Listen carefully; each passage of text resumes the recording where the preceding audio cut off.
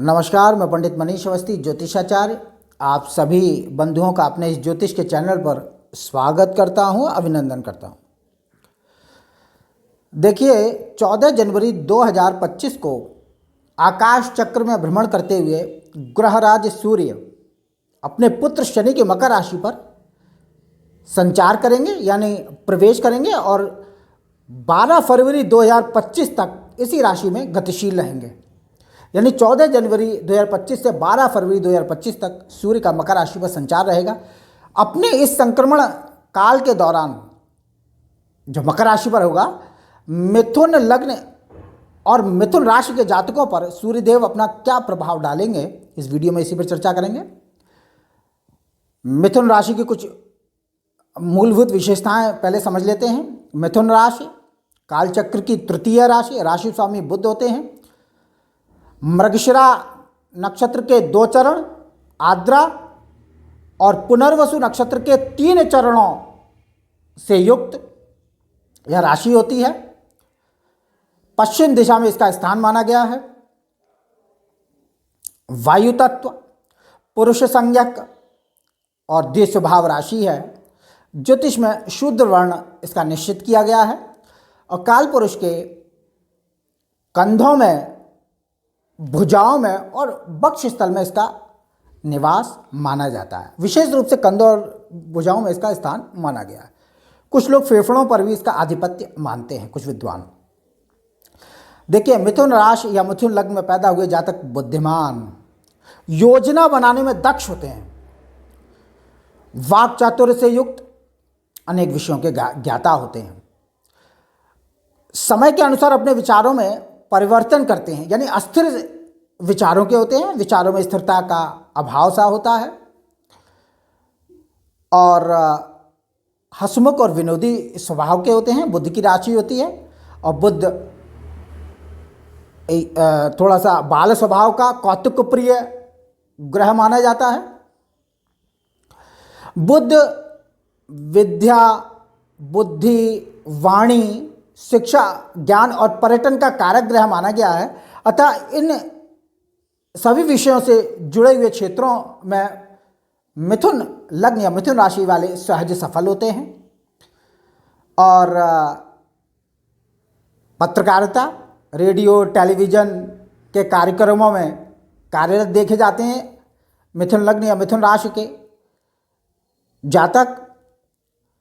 समाचार वाचक होते हैं, क्योंकि बुध वाणी के कारक हैं। व्याख्यान देने में चतुर होते हैं ऐसे लोग, निश्चित रूप से। और व्यापार क्षेत्र में भी अच्छे सफल होते देखे गए हैं, क्योंकि बुध व्यापार का कारक ग्रह भी माना गया है।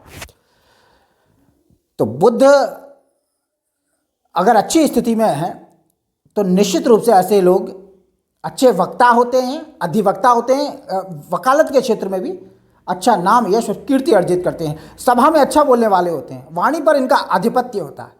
बुध वाणी के कारक ग्रह हैं। अगर अच्छी स्थिति में जन्मपत्रिका में बुध और शुक्र जन्मपत्रिका में किसी के बैठे हों तो निश्चित रूप से वह अच्छा वक्ता होता है, अधिवक्ता होता है।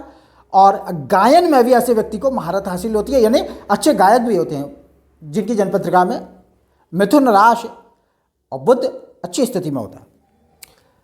मिथुन राशि या मिथुन लग्न के जातकों पर सूर्य का क्या प्रभाव पड़ेगा? देखिए, जन्म के समय चंद्रमा अगर आपका 3 नंबर पर है जन्म पत्रिका में कहीं पर भी, तो आपकी मिथुन राशि, या आपके लग्न में यहां पर यह प्रथम भाव होता है जन्म पत्रिका का, इसमें अगर 3 नंबर लिखा हुआ तो आपकी मिथुन लग्न है।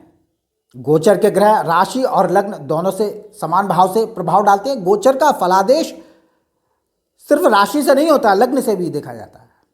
ये ध्यान रखिए इस चीज को।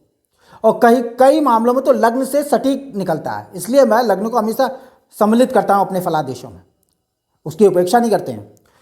तो मिथुन लग्न हो आपकी या मिथुन राशि हो, सूर्य जन्म पत्रिका में, यानी मिथुन राशि या मिथुन लग्न से सूर्य तृतीयेश होते हैं, पराक्रमेश होते हैं। जिनका जन्म लग्न मिथुन है उनके लिए सूर्य तृतीयेश होंगे, पराक्रमेश होंगे। अगर राशि से हम विचार करते हैं तो भी पराक्रमेश या तृतीयेश सूर्यदेव होंगे। और सूर्य 14 जनवरी 2025 से मकर राशि में संचारशील रहेंगे, यानी कि लग्न या राशि से अष्टम स्थान में इनका गोचर होगा, मृत्यु स्थान में ये गोचर करेंगे। शत्रु शनि की राशि पर होंगे। देखिए, दो नकारात्मक इसमें आधार है। एक तो यह है कि ये शनि की राशि पर यानी शत्रु राशि पर संचारशील रहेंगे, ऊपर से अष्टम भाव में राशि या लग्न से संचारशील रहेंगे। अष्टम भाव में सूर्य का गोचर प्रायः अच्छा फल नहीं देता है, ये आप समझ लीजिए। तो तृतीय होकर अष्टम में जाएंगे। तृतीय स्थान जो होता है भाई बहनों का होता है, तो भाई बहनों के मामलों में कमी कष्ट का अनुभव होगा, यानी उनके संबंधों में कुछ विवाद हो सकता है, उनके सुखों में सहयोग में कमी आ सकती है, या कोई विवाद उत्पन्न हो सकता है। भाई बहनों के सुख में किसी भी प्रकार की हानि या कमी का योग घटित होगा, हो सकता है। अपने पुरुषार्थ के कार्यों में, अपने यानी अपने भुजाबल के कार्यों में निराशा का सामना करना पड़ेगा, असफलता का मुंह देखना पड़ सकता है, यानी अपने पुरुषार्थ के कार्यों में कुछ असफलता हाथ लगने का योग बनेगा, क्योंकि सूर्य तृतीय होकर मृत्यु स्थान में गोचर करेंगे। और जीवन में कठिन परिश्रम करने के कारण कुछ अशांति अनुभव होगी, कुछ अशांति का योग बनाएंगे। सूर्यदेव अष्टम स्थान में गोचर करेंगे तृतीय होकर, तो कठिन परिश्रम करवाएंगे, अत्यधिक कठिन परिश्रम सूर्यदेव करवाएंगे इस मास में 14 जनवरी से लेकर 12 फरवरी तक। तो उससे कुछ अशांति अनुभव होगी।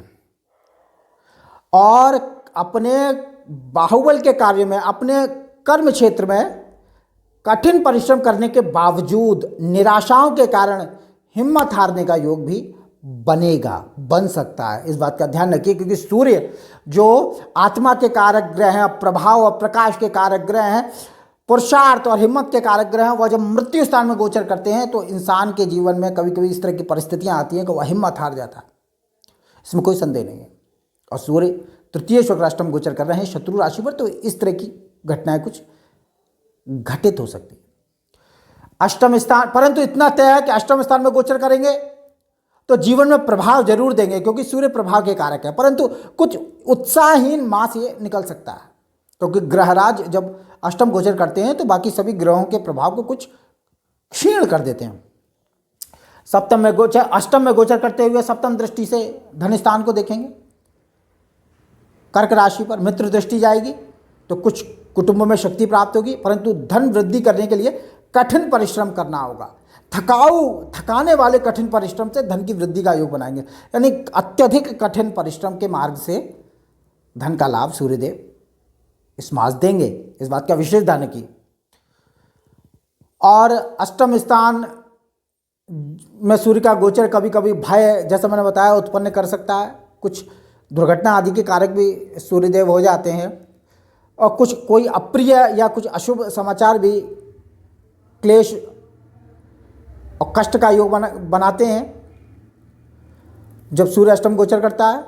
और यात्रा में बाधा पड़ती है, यात्रा में थोड़ा सा आपको सावधानी रहने की मैं जरूर राय दूंगा, कि क्योंकि अष्टम स्थान में सूर्य का गोचर होगा तो यात्रा कष्टप्रद होगी, यात्रा सहज नहीं होगी। अगर आप कहीं की यात्रा कर रहे हैं तो उसमें विघ्न, बाधा, परेशानी के कारणों को आप निश्चित रूप से प्राप्त करेंगे, क्योंकि मृत्यु स्थान में सूर्य गोचर करेगा, परंतु जीवन में प्रभाव जरूर देगा, परंतु उत्साहहीनता का योग घटित करेगा। उत्साह नहीं होगा, उत्साह थोड़ा सा कमज़ोर पड़ेगा।